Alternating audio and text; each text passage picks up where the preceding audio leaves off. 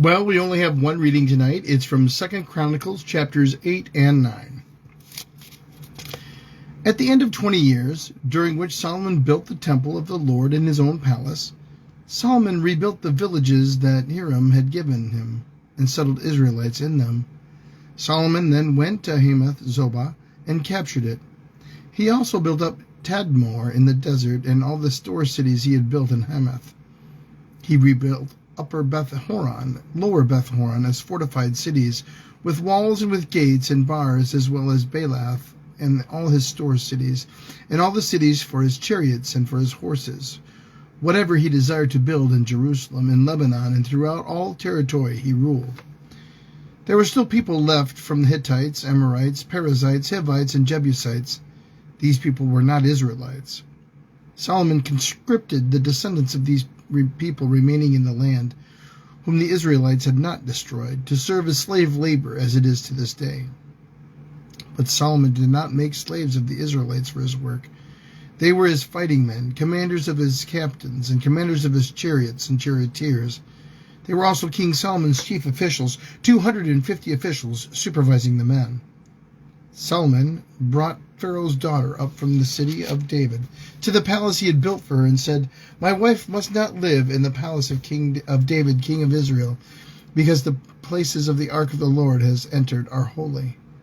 On the altar of the Lord that he built in front of the portico, Solomon sacrificed burnt offerings to the Lord, according to the daily requirement for offerings commanded by Moses for Sabbaths, the new moons, and the 3 annual festivals, the festival of unleavened bread, the festival of weeks, and the festival of tabernacles. In keeping with the ordinance of his father David, he appointed the divisions of the priests for their duties, and the Levites to lead the praise and to assist the priests according to each day's requirement. He also appointed to the gatekeepers by divisions for various gates, because this was what David, the man of God, had ordered. They did not deviate from the king's commands to the priests or to the Levites in any matter, including that of the treasuries. All Solomon's work was carried out from the day the foundation of the temple of the Lord was laid until its completion. So the temple of the Lord was finished. Then Solomon went to Ezion-Geber and Eliath on the coast of Edom. And Hirath sent them ships commanded by his own men, sailors who knew the sea.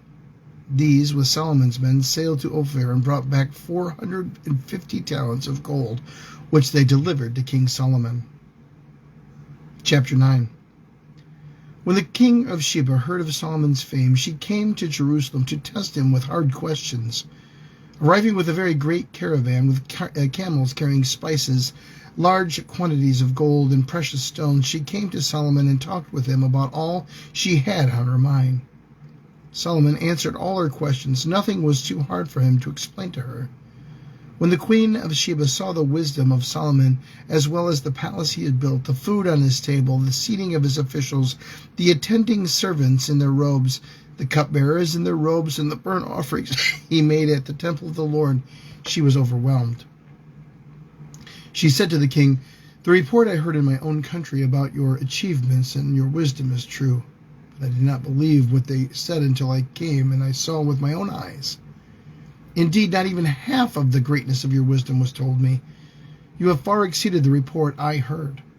How happy your people must be, how happy your officials who continually stand before you and hear your wisdom. Praise be to the Lord your God, who has delighted in you and placed you on his throne as king to rule over the Lord your God. Because of the love of your God for Israel and his desire to uphold them forever, he has made you king over them, to maintain justice and righteousness." Then she gave the king 120 talents of gold, large quantities of spices and precious stones. There has never been such spices as those the queen of Sheba gave to King Solomon. The servants of Hiram and the servants of Solomon brought gold from Ophir. They also brought algum wood and precious stones. The king used the algum wood to make steps for the temple of the Lord and for the royal palace, and to make harps and lyres for the musicians. Nothing like them had ever been seen in Judah. King Solomon gave the queen of Sheba all she desired and asked for. He gave her more than she had brought to him. Then she left and returned with her retinue to her own country. The weight of the gold that Solomon received yearly was 666 talents, not including the revenues brought in by merchants and traders. Also, all the kings of Arabia and the governors of the territories brought gold and silver to Solomon. King Solomon made 200 large shields of hammered gold. 600 shekels of hammered gold went into each shield. He also made 300 small shields of hammered gold with 300 shekels of gold in each shield. The king put them in the palace of the forest of Lebanon. Then the king made a great throne covered with ivory and overlaid with pure gold. The throne had 6 steps, and a footstool of gold was attached to it. On both sides of the seat were armrests, with a lion standing beside each one of them. 12 lions stood on the 6 steps, one on either side of each step. Nothing like it had ever been made for any other kingdom. All King Solomon's goblets were gold, and the household articles in the palace of the forest of Lebanon were pure gold. Nothing was made of silver, because silver was considered of little value in Solomon's day. The king had a fleet of trading ships, manned by Hiram's servants. Once every 3 years it returned, carrying gold, silver, and ivory, and apes and baboons. King Solomon was greater in riches and wisdom than all the other kings of the earth. All the kings of the earth sought audience with Solomon to hear the wisdom God had put into his heart. Year after year, everyone who came brought a gift, articles of silver and gold, and robes, weapons, and spices, horses and mules. Solomon had 4,000 stalls for horses and chariots, and 12,000 horses, which he kept in the chariot cities, and also with him in Jerusalem. He ruled over all the kings from the Euphrates River to the land of the Philistines, as far as the border of Egypt. The king made silver as common in Jerusalem as stones, and cedar as plentiful as sycamore fig trees in the foothills. Solomon's horses were imported from Egypt and from all other countries.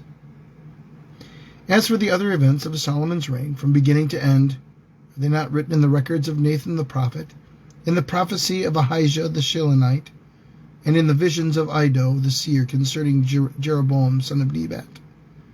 Solomon reigned in Jerusalem over all Israel 40 years. Then he rested with his ancestors and was buried in the city of David, his father, and Rehoboam his son succeeded him as king. 2 Chronicles, chapters 8 and 9. The Word of God for the people of God. Thanks be to God.